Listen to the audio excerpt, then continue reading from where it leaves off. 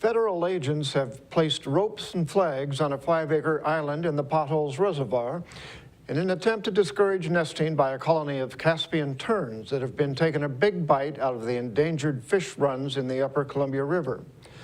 The 900 birds on Goose Island are blamed for taking more than 10% of the young wild steelhead and 15% of hatchery steelhead as they try to make their way each spring to the ocean. The terns are eating as many as 130,000 juvenile steelhead and salmon each year, and the impact is greater than the loss from a larger colony of Caspian terns at the mouth of the Columbia, where there are a greater variety of fish. In Northwest news, 6 climbers who were taking on one of Mount Rainier's most dangerous areas are presumed dead. It's believed they fell 3,000 feet, and as KCPQ's Hannah Kim reports, rescuers are now on a recovery mission. This is the treacherous terrain of Mount Rainier where 6 climbers are believed to be buried. You can see a Chinook helicopter hovering in this picture. This afternoon, aerial crews spotted climbing and camping equipment littered over a debris field, but no bodies. Rescuers say the climbers fell 3,000 feet. Basically, this search has come to a very tragic end. It's not viable that anybody would survive. On Monday, 4 climbers and 2 experienced guides with Alpine Ascents International took off for a 5-day climb of Liberty Ridge. It is one of the most dangerous areas in the park. It's covered in snow, ice, and jagged rocks. The steepness is up to 50 degrees. Alpine Ascent's website says climbers have to carry 50-plus pounds of equipment, climbing for up to 8 hours a day. On Wednesday evening, the guides checked in by satellite phone saying they were okay, but weather was coming in. The group expected back Friday was never heard from again.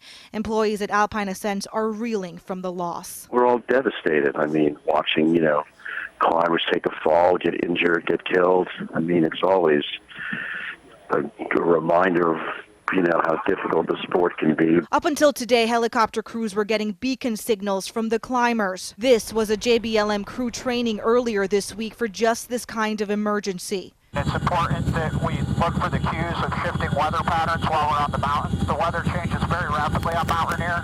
They analyze the dangers from above, sending crews down when possible, but in this case, rescuers say it's too dangerous for ground crews.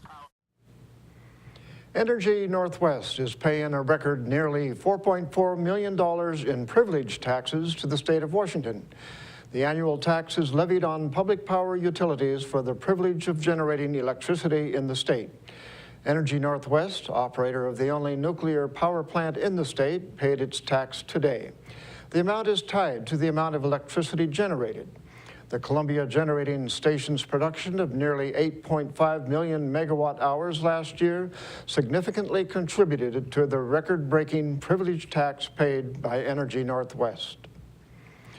A memorial for the victims of the Oso landslide was held over the weekend, and hundreds turned out to show their support. A community walk was held this weekend to remember those killed by a deadly landslide earlier this year. Dozens of people attended a prayer and a moment of silence at the memorial tree in Oso on Saturday. After the prayer, the community walked along State Route 530, which also reopened on Saturday. Walkers say they can still see signs of the devastation around them. Still amazing. There was houses here, and now there's none. Even as we're all walking, what people don't get to see is the real tragedy behind this berm. I mean, what Mother Nature is really capable of doing, and with no notice. And that's going to do it for us here at iFIBER 1 News. We want to thank you for watching, and we'll see you again tomorrow.